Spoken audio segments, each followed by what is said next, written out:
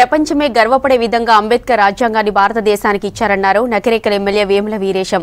అంబేద్కర్ జయంతి సందర్భంగా నకిరేకల్లో ఆయన విగ్రహానికి పూలమాల వేసి నివాళులర్పించారు. భారత రాజ్యాంగాన్ని మార్చడానికి బీజేపీ ప్రభుత్వం ప్రయత్నం చేస్తోందన్నారు.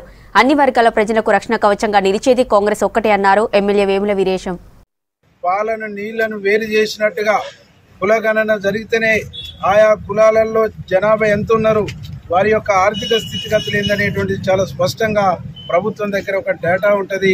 ఆ డేటాతోనే ఏదైతే అణగారిన వర్గాలు, బ్యాక్వర్డ్ క్యాస్టెస్, ఏదైతే బిలో పావర్టీకి చివరికి ఉన్నటువంటి వాళ్ళు ఉంటారో ఆ చివరికి ఉండేటువంటి వాళ్ళను మొదటికి తీసుకొచ్చేటువంటి ఒక లక్ష్యంతోనే మన పథకాల్ని, మన స్కీముల్ని ప్రవేశపెట్టచ్చు అని చెప్పేసి రాహుల్ గాంధీ గారి యొక్క కాన్సెప్ట్. కాబట్టి ఇవన్నీ జరగాలంటే దేశంలో రాజ్యాంగం రక్షించబడాలి, రాజ్యాంగాన్ని పరిరక్షించి కాపాడేటువంటి శక్తులకు అధికారం ఇవ్వాలని చెప్పేసి కోరుకుంటూ